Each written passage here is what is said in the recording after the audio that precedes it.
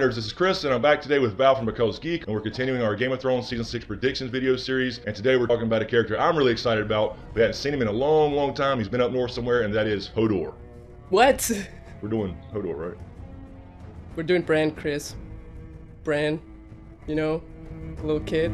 No, I'm sorry, Bran.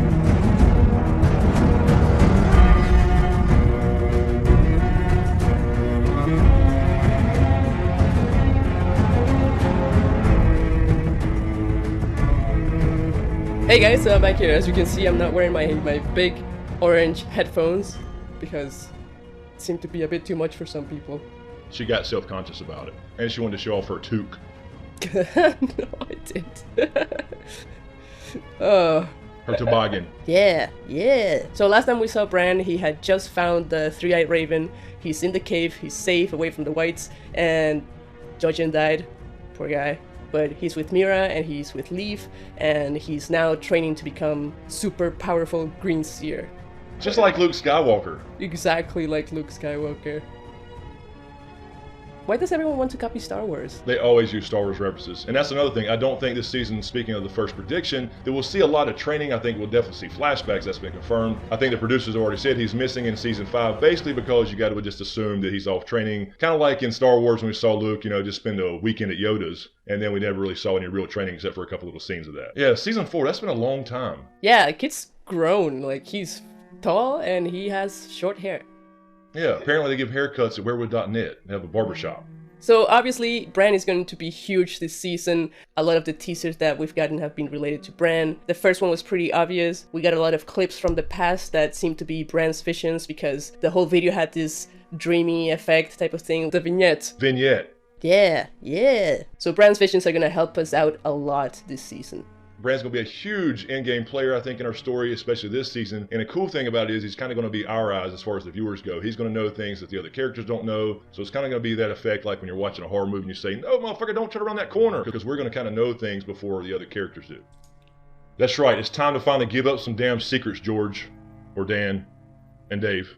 So I think a lot that we've seen in past seasons and also in the teasers show us that they've been setting up this connection between Bran and Jon. There's something that's definitely going to happen between them. I don't know if they meet, I don't know if they communicate. Something will happen between those two characters. And I think one of the more probable things is that Bran will reveal Jon's parentage. Yeah, I think that will be revealed, except I think Jon won't know that. Jon will probably find out Bran's actually alive at some point. And how do we know that? Well, on the way up north to see Bloodraven Beyond the Wall, they ran into Sam and Gilly on the way back. Now, Sam will be in Old Town this year, but Jon will probably hear somehow either through a vision or dream from Bran himself or something that he is alive. I think some of the foreshadowing that we got from past seasons is that Bran and Jon always almost meet, but then don't. You guys remember that time when Bran was in the tower and Jon was with the wildlings outside and Bran had to use Summer to save Jon from the wildlings? Then the time when they went to, what's that guy's name? Craster's Keep. Yes, I wanted to jump out through the fucking screen because he was right there.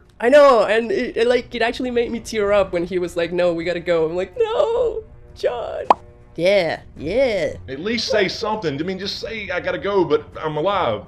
Damn. No, yeah, he just couldn't. I mean, Jojen was totally right. He was gonna take him back to Castle Black. But yeah, so those things, and then the teaser. I mean, like that teaser. Like, Jon appears at the beginning. Jon.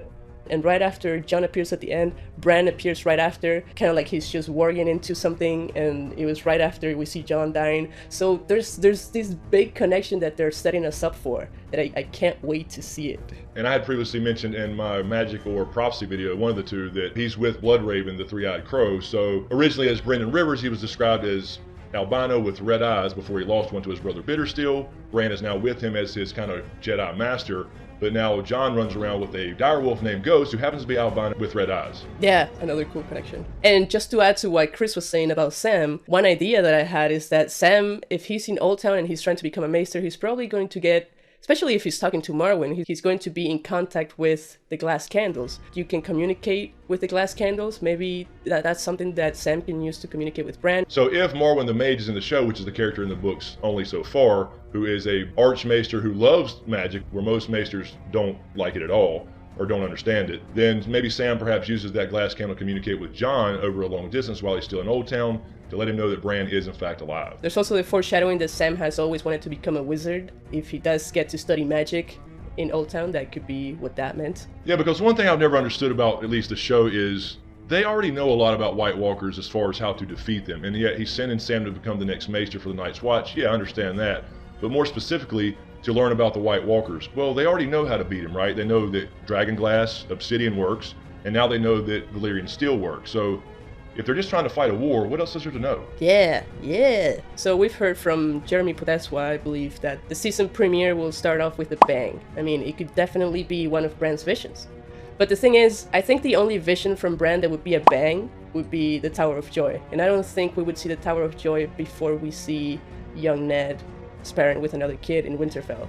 I think it will be a chronological set of visions. Yeah, very similar to the book. Each flashback or each vision went further and further back in the time, showing kind of the history of Winterfell, and it was kind of setting up what he was going to be able to do. Oh, right, I guess it could also be chronological backwards. Yeah, reverse time. Either way, we know a lot of information from 2 of Bran's visions already. We don't know if there will be more than 2 visions. I hope we do see a bit more. I'm kind of excited for these visions. Yeah.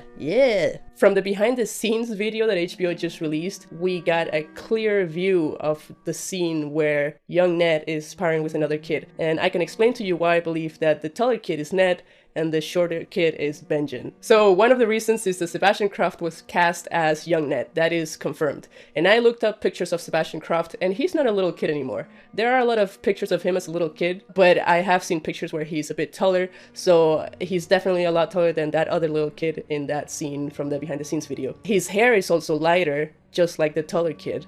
And just like Ned's, Benjen's hair is darker than Ned's, and that little kid's hair is darker than the taller kid. Another reason is Benjen is the only younger brother that Ned had. His other brother was Brandon, and he was older. Another reason is that Benjen and Ned are the only Starks that we've seen before, and so it would make sense for them to show us characters that we're already familiar with so that we don't get too confused as to like, oh, who is this, who is that? We're going to know right away, oh, that's Benjen. Or you remember Benjen from season 1, right? John!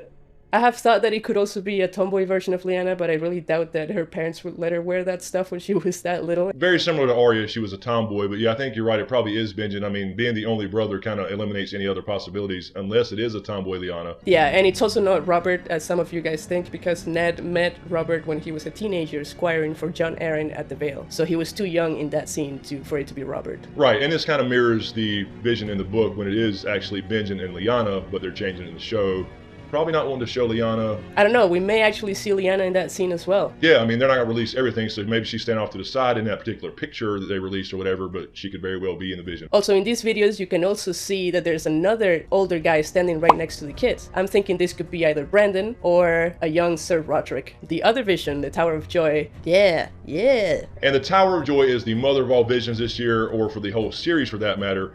And if you've been living under a rock somewhere for the last 5 seasons, or 20 years if you read the books, Tower of Joy is where Lyanna was found in a bed of blood by Ned Stark during Robert's Rebellion, where supposedly she ran off or was abducted, one or the other, with Rhaegar Targaryen. The R plus L equals J reveal. Will they do that? I think they will, but I don't think Jon will know it immediately. Another thing that we know about the visions and how they will happen is that Bran and the Blood Raven will be in the vision as it's happening. They will physically be part of the vision. Right, and I actually dig the way they're going to do this because you got to think about it visually on TV. I mean, reading a book, you know, you can picture that in your mind or whatever whenever he has a vision. You're not worried about what Bran's actually doing. You're focusing on the vision itself.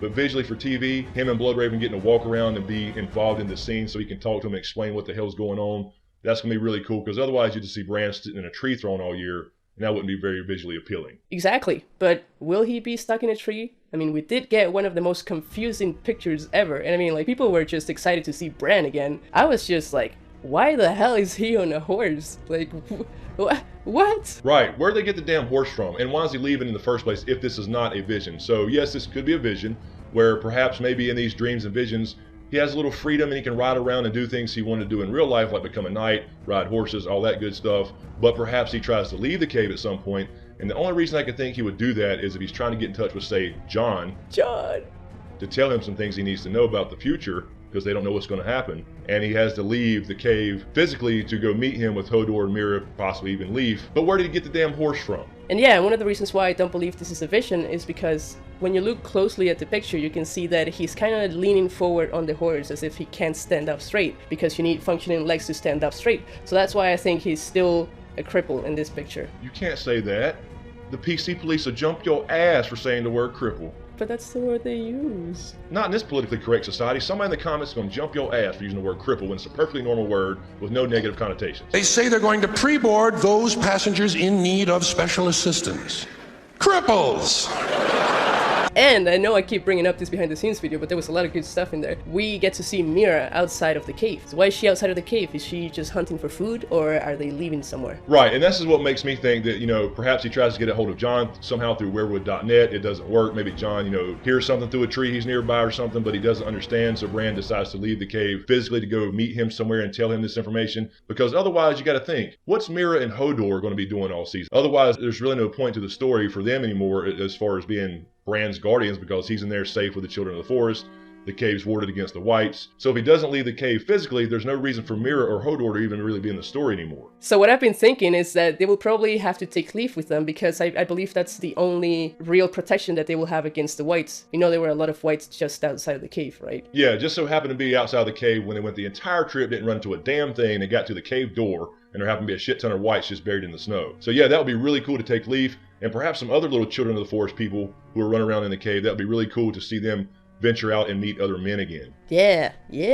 And Chris and I talked about this horse a lot, and we came up with a few different ideas. We talked about this fucking horse a lot. She's obsessed with this horse and its reins. I was looking for pictures of other horses to see if I could find another horse with the exact same reins and see like, oh, it's this guy's horse. I even thought it could be Podrick's horse, because Podrick was up there and maybe he meets up with Bran. I don't know. Maybe it's the Hound's horse, because he was black and it had the same kind of reins. As if there's not any more black horses in this world. I mean, the Hound's horse is down at the Quiet Isle. Podrick, I don't think he ever made it further than Winterfell. So yeah, if he is leaving the cave physically, either they have to walk for a while with Hodor's help again, and they find a horse in a village somewhere further south, because you got to assume that they're up so far north there's probably not any villages or anybody left in those villages that'd all be dead in the first place. Or he could use his actual powers and warg a horse and bring it to himself. Or it's a white horse. A dead horse. And it hasn't gone through post-production yet. That's why it doesn't look like a white horse in the picture. Yes, but it looks very alive to me, and there's too many reins and stuff for it to be a dead horse, I think. But she could be right. Yeah. Or... That was an enthusiastic or. Are you guys ready for this? I don't know if your viewers are ready for this, Chris. Oh, shit. I don't know. But I'm gonna tell you. What if... Get ready, people. It's... Cold Hands. I know. It's too good to be true. I know. They could do it, though. They could bring Cold Hands in right now. I mean, they're going back and circling back and doing things in the books anyway. Why not? And yes, they switched the elk for a horse. Could very well be. I mean, it's probably a little bit cheaper in production. But yeah, this could actually fit, though. Cold Hands helps Bran get south of the wall again, just like in the books, but yet Cold Hands can't pass through the wall. Oh. Yeah, I don't know, man. I don't know. It's wishful thinking. One thing that a lot of you probably haven't thought of is, remember that there will be a White Walker scene that will break the internet? A White Walker scene that will be better than Hardhome? I've been thinking about this White Walker scene, and to me it sounds like it would be the White Walkers getting past the wall. That's the only thing that could be better than Hardhome, right? But it feels like season 6 is too early for this to happen, since we still have 2 more seasons to go. So I think that maybe this White Walker sequence will be them getting past the wall, but it will be a vision of Bran's. Ah, so a future vision of perhaps the wall comes tumbling down. Right, and that is exactly why he says they have no idea what's going to happen. Because he just saw it. Ah, that's exactly what he saw. That's it. That's gotta be it.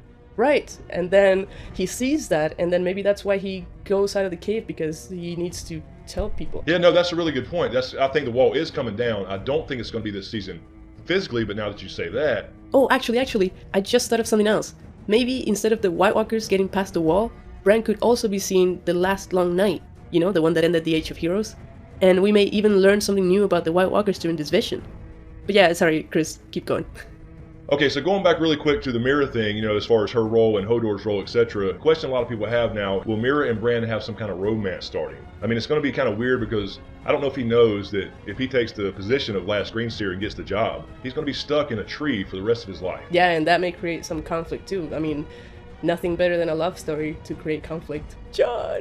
Right, and if he wants to leave for whatever reason, again, maybe to go see Jon or whatever he's going to do, will Bloodraven like that? Oh shit. He can be like, you can't clock out yet. So I don't think we'll see Bran doing much more than just the visions in this season. Usually Bran gets a very small part of each season, and I do think we will see him do a lot more things, but that will probably be for season 7 or season 8. We have had a lot of foreshadowing from Jojen, especially. The Night's Watch can't stop them, the Kings of Westeros or their armies can't stop them, and so he's kind of implying that Bran is the only one that can stop them. So I believe that Bran will play a big role in the last season. Yeah, I agree. I think he's going to play a big role in the sense of visions, things that we need to know about to kind of move the story forward. But yeah, as far as the actual war, Battle for the Dawn, whatever you want to call it, that'll definitely come in season 7/8. And one big reason why I don't think Bran will only be meant to let us see visions and see the past and learn about the past or future is because we have seen him work into Hodor. They're not just gonna do that for nothing. I mean, they're setting us up for something there. Yeah, and that's a big no-no. Yeah, and I mean, like Jojen says to Bran, no one has been able to do that before. I mean, we know that he's not all there as a human, but that's still impressive for someone who hadn't even had any training yet. And so I think that that's just some setup for him to be doing something like that on a larger scale later on. I mean, he may not work into a dragon like many of us want him to, but maybe he will be able to work into a person with a fully developed brain, you know? Jon! Or a White Walker. Yeah, yeah. Maybe he can just log into Hodor because Hodor is simple. But yeah, you're right. Maybe he can warg a dragon later on, a White Walker or something. Because if he's the key, right, according to Jojen, then it's got to be bigger than just, okay, he's passing around information. And that kind of leads me to the question, if Bloodraven's recruiting him to kind of be his replacement as the last Greenseer, then Bloodraven knows he's going to die really, really soon. Otherwise, he could do it himself. Good point. And I know it sounds too good to be true that he would warg into a dragon, but come on, how cool would it be if we saw him do that? Like, that would be really awesome. Into a dragon or into a White Walker. Either one of those two, I would love to see. The dragon theory is awesome to think about, but then again, even if he's that powerful, can a dragon be warged or skin changed into because they are magical themselves, right? Yeah, exactly. That's a big argument right there. And also you have to be in close contact with the creature to be able to work into them, or you have to have made a connection with them. But then again, you think of Bloodraven being stuck in that tree, and he can still work into a lot of things that are outside of the cave, I believe, without him making that connection. So maybe it just depends on the amount of power that you have as a Greenseer. Right, or perhaps maybe it works like you can warg into something here locally, right? You know, a local wolf or whatever running by. But then the wolf goes off a distance, and maybe you can jump your consciousness or whatever the hell you call it to another animal nearby that animal and keep on going. So you're saying that maybe it depends on distance too? Right, maybe it depends on distance, but then like I said, you know, you take this animal a certain distance and get close to another animal, you can keep kind of the domino effect from there. And maybe that's how he gets that damn horse. Yes, yes. That freaking horse. Another really cool thing to think about is, you know, when people are talking about the dragons having their own colors and being related to people with those colors and things like Tyrion being related to Viserion because gold and Lannister gold and all that stuff. What if Rhaegal is the dragon that Bran works into because he's green and Bran is a Greenseer? So just another crazy idea that I'm throwing out there. And I mean, I'm sure other people have thought about it already, but... And one last thing for me that I'm 100% sure is going to happen this season regarding Bran and his storyline and the characters around him is that Hodor will 100% say Hodor. Okay, I'm out. I'm out. Out of here. So yeah, whatever Bran ends up doing, I know it's going to be a lot bigger than just visions, and I can't wait to see it. You damn right, it's going to be fun. All right, guys, that's pretty much what we have for Bran. I think it's going to be pretty straightforward in the sense that he's going to, again, give us a lot of visions, a lot of context for the past, fill in a lot of story holes we've been all waiting on, and hopefully some big reveals we've been waiting on. He's going to have a big season in the sense of information and backstory and stuff like that, but not a lot of action, so to speak, because he is, after all, broken. So anyway, if you're seeing these for the first time, Val and I are doing this series of Game of Thrones Season 6 predictions, and the one we did with this set with Bran is Tyrion, and that'll be on her channel Because Geek. So Val, thanks again for coming back to Smokescreen today. She's doing my gun thing now. So anyway, guys, let us know in the comments what you think. We're going to continue doing these Game of Thrones prediction videos until the season starts in 2 characters at a time, one on my channel, one on Val's channel, and we'll release them at the same time. Check out the ones we did last week on Cersei and Sansa, and you can click here to see Tyrion that we did on Val's channel Because Geek. So check that out. Let us know what you think. So thanks a lot, guys. Thanks for watching, and we'll see you. Hold on.